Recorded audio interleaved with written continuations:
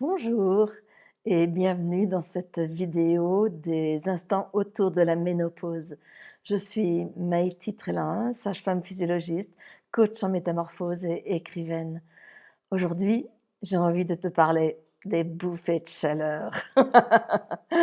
Tant de femmes viennent me voir en me disant: «Mais qu'est-ce que je fais de ça?» Et effectivement, les bouffées de chaleur, c'est un des symptômes les plus classiques de la ménopause, voire de la périménopause et et c'est pas forcément toujours facile à gérer. Alors, dans toutes ces vidéos et même, celle-ci autour des bouffées de chaleur, je ne vais pas te proposer des remèdes. Il y a plein de personnes très, très chouettes qui te proposent des remèdes. Alors effectivement, la médecine traditionnelle chinoise, l'acupuncture, des plantes, tout ça, ça peut aider, même l'ostéopathie et autres. Donc n'hésite pas à faire appel à ça. En revanche, moi, ce que j'ai envie de te dire, ma manière de voir les bouffées de chaleur, c'est que les bouffées de chaleur, c'est quelque chose qui va, augmenter ton chauffage intérieur, donc augmenter le feu à l'intérieur et ça va amener des transpirations et parfois des transpirations extrêmement importantes. Il y a des femmes qui sont obligées de mettre un drap de bain et qui même, la nuit dans leur lit et qui même, dans la nuit changent leur drap de bain tellement c'est mouillé. Parfois les matelas sont aussi mouillés, mais en même temps, c'est pas obligé. C'est pas obligé, moi-même je transpirais pas beaucoup avant, mais à la ménopause, ah ouais, je me suis dit: «Tiens, d'accord, c'est ça, transpirer», mais ça m'a jamais, vraiment gênée. Je connais d'autres femmes qui effectivement pour qui il y a des bouffées de chaleur, elles sentent que ça monte, que ça chauffe, mais il va pas y avoir, des bains et des bains de transpiration. Donc ça, c'est vraiment propre à chaque femme. Et qu'est-ce qui se passe quand il y a comme ça une augmentation de ta température corporelle? Ben, ça va brûler des graisses. Alors des fois, tu en as besoin, tu es super contente, mais des fois, tu en as pas besoin et tu te dis: «Bah, pourquoi est-ce que, j'ai encore à brûler des graisses?» Le fait qu'aujourd'hui, dans nos graisses, on stocke énormément de toxines que le corps est incapable d'éliminer. C'est-à-dire le foie et les reins ne savent pas les éliminer. Ce qui fait qu'on les stocke, on les stocke, on les stocke et c'est quelque chose qui est présent depuis les années à peu près 1950 quand il a commencé à y avoir le gros essor de toute l'industrie chimique, et qui est arrivé aussi dans l'alimentation, dans le packaging, dans plein de choses, dans la pollution de l'air, dans ce qui se pose sur les végétaux, même biologiques, parce qu'il n'y a pas une coupole pas de pollution, sur mes salades. Donc dans l'eau, dans tous ces espaces-là.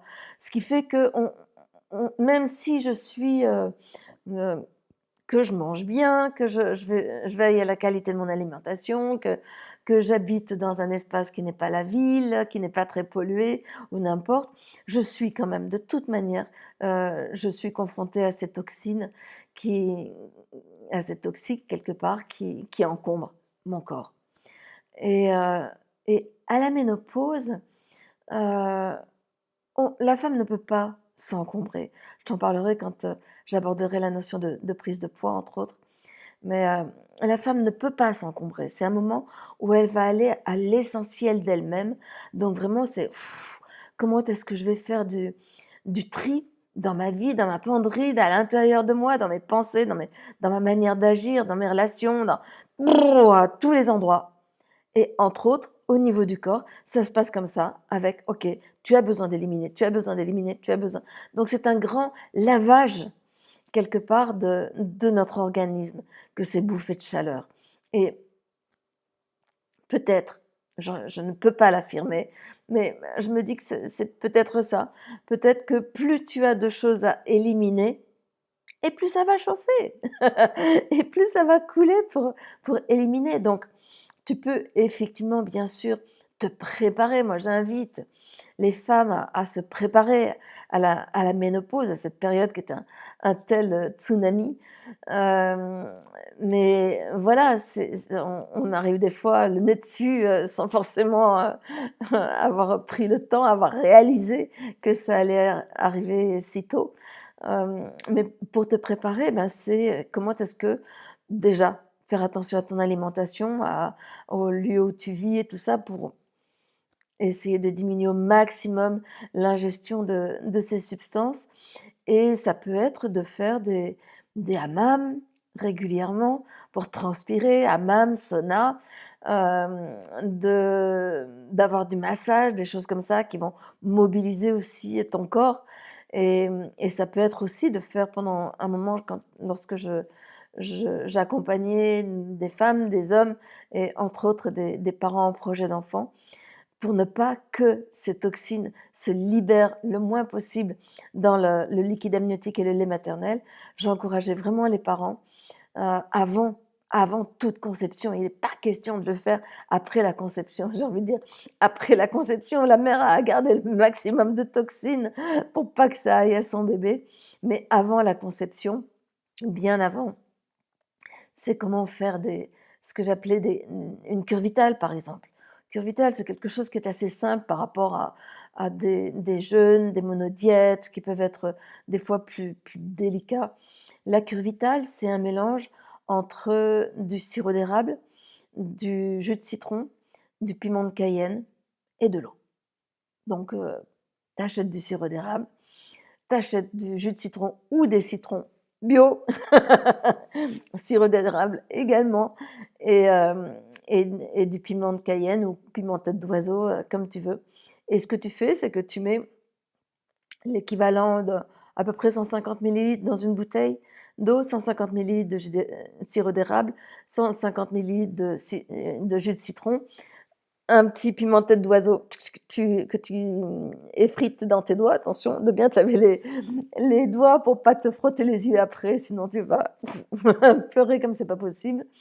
Tu remplis ta bouteille d'eau complètement, tu la mélanges bien et tu bois ça à longueur de journée. Tu ne bois que ça.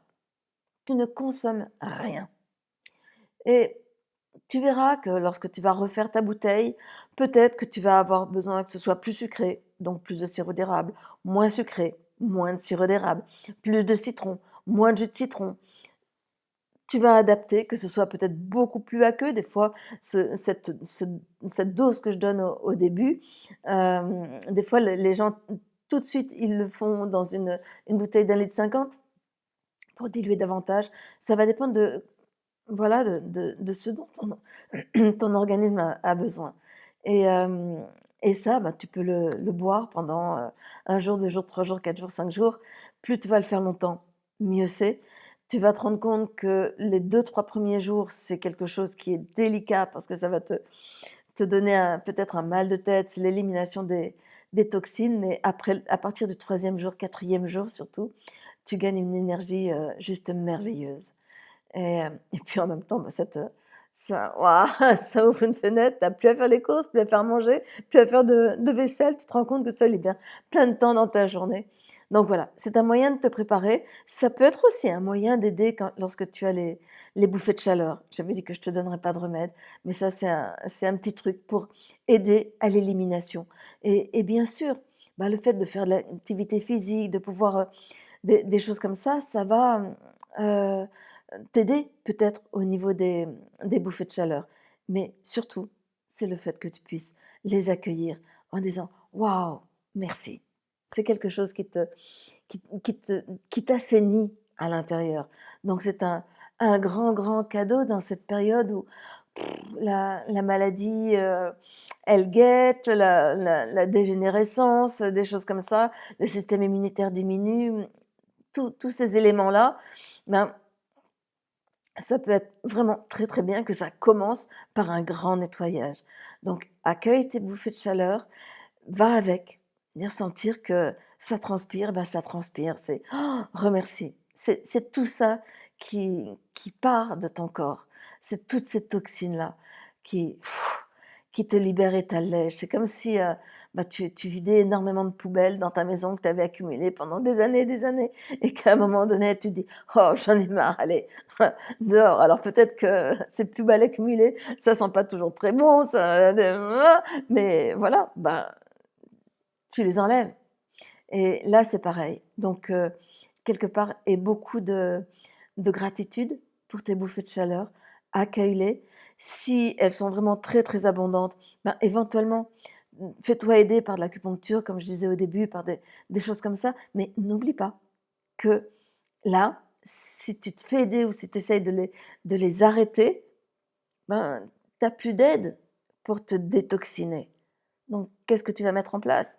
Va au hammam, fais de l'activité physique, des choses comme ça, pour respire, pour essayer d'aider cette élimination. Voilà, c'est ma manière de voir les bouffées de chaleur, une manière un petit peu originale, qui t'amène à être à l'écoute de ton corps et à vraiment, ça t'amène, parfois c'est un des premiers symptômes en dehors des fluctuations du cycle, heu, qui t'annonce la ménopause, cette période de la périménopause, ben, c'est waouh!